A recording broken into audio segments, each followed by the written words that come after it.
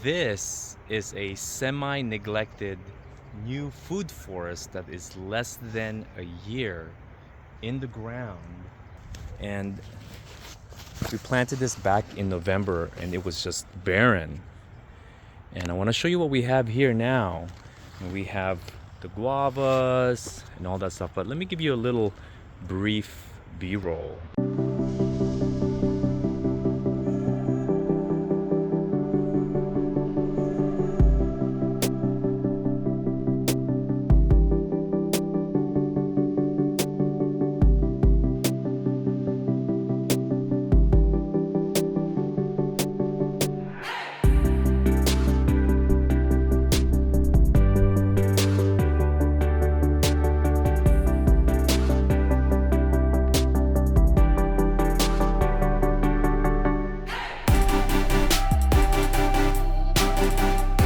Alright, so let's go through this food forest.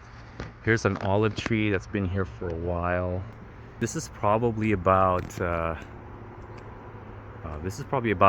5 years old. Right here, neglected.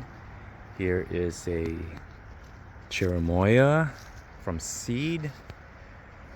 Another cherimoya or atamoya, but look at this growth. Okay. Look at that amount of growth from this cherimoya that was just in a 1-gallon pot. It was really tiny when we planted it, and look at that amount of growth, guys. Here's a castor bean. Here's another cherimoya or atamoya. Another one here.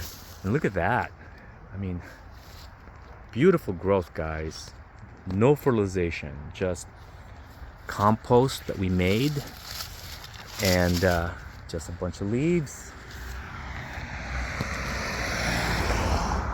Here's a bitter leaf right there we're using for chop and drop.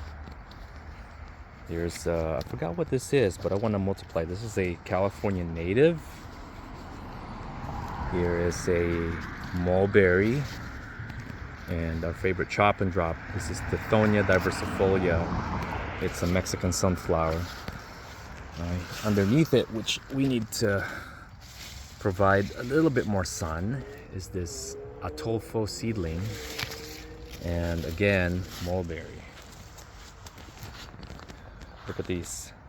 Look at this stairway that we built out of rocks and mortar. That's an ash. There is probably a Washington navel. There's the young mangoes. More mangoes over here. And look at this weed that's just taken over this area. We like it because this provides, this feeds the soil in the ground. You know, we'll chop and drop it later. Look at this. Okay. We have fruit already. Look at that. This is from a 1-gallon, guys. This was a seedling of a lemon guava.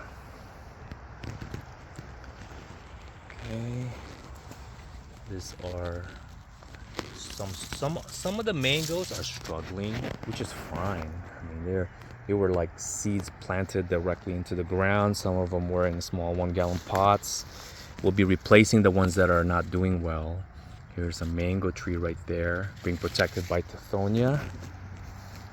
Here is this is peach.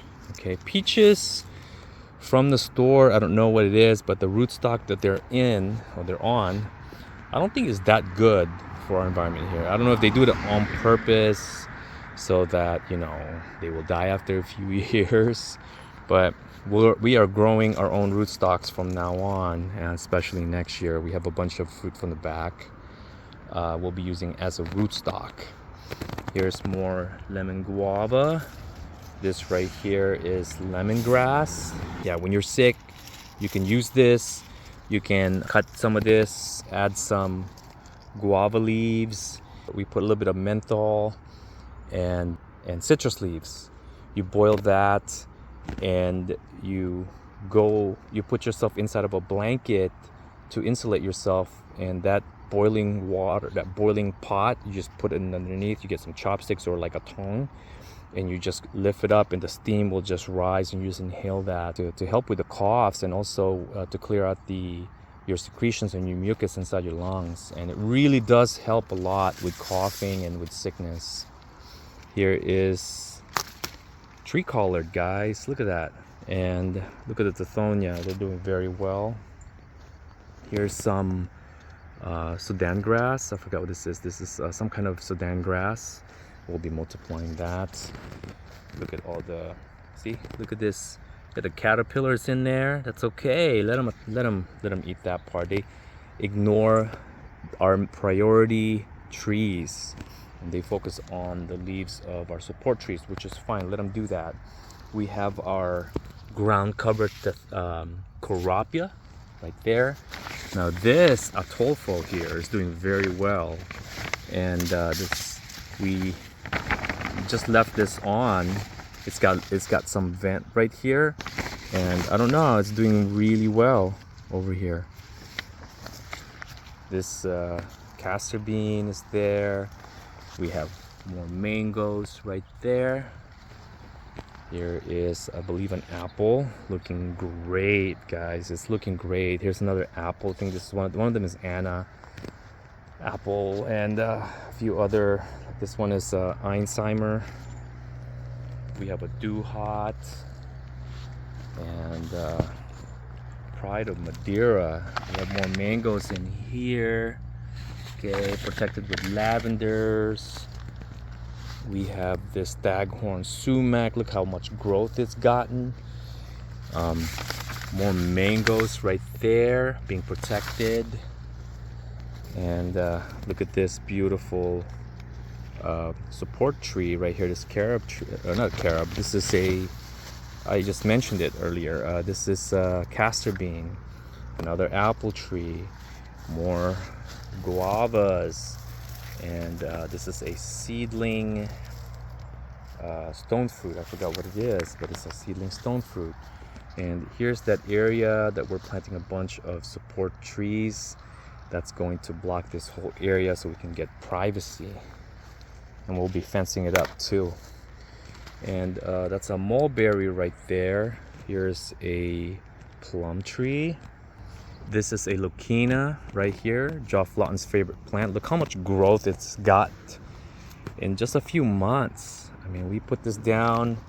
It's right next to my mango tree here, and you know, I got this idea from my friend Fee, just planting the pots in the ground. We cut off the bottom, and then we use wire mesh, and this acts as a gopher protection, number one. Number two, all of that water that it's getting goes directly into the soil, into the root zone, and it seems to be working so far, guys.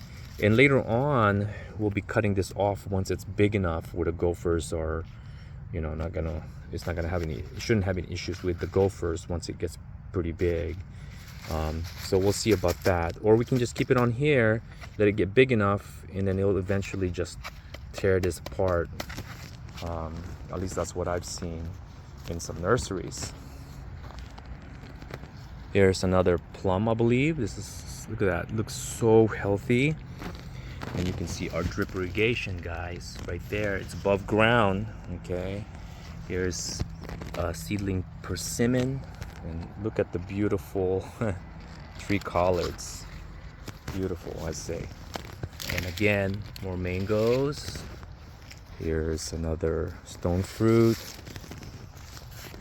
You can see the loquat starting to grow. Right there's more mangoes, and persimmon right here, certain kind of persimmon. I think this is a Haishia. More mangoes. Some are doing better than others right here, right? And you can see they're protected.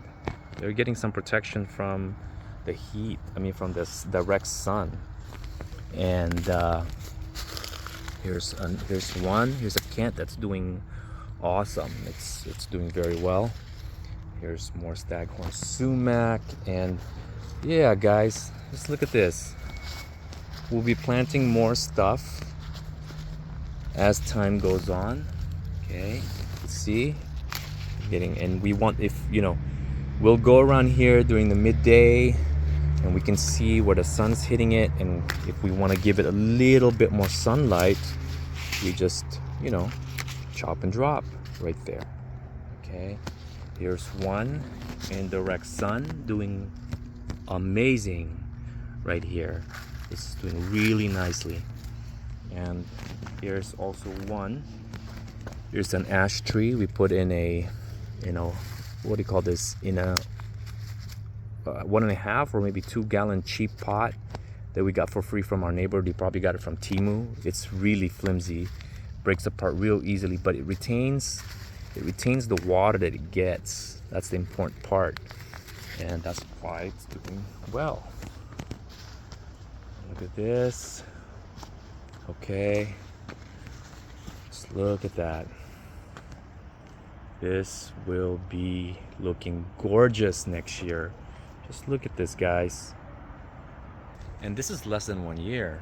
And I mean, if I really wanted to do a lot better than this, I'll put a lot of mulch down, right? Get some chip drop or ask an arborist to get us some arborist mulch over here. I actually get leaves that our neighbor picks up and put in their yellow bin. I mean, not yellow bin, in their green bins, and we have brought it over here and mulched. So here's the loquat right there. Look at that retention of the carapia, guys. Okay, that's gonna hold on to this hill right here.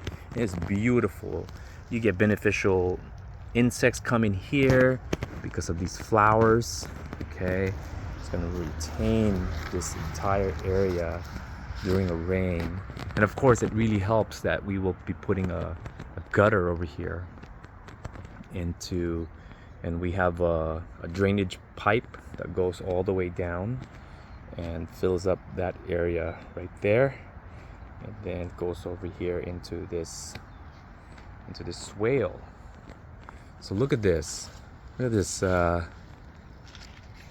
Sudan grass. Okay, it's beautiful, beautiful, beautiful. We'll be planting more mangoes over here once the seedlings have grown up. All right, that's it, guys. Grow your own food forest. Okay, all this stuff, you can do it.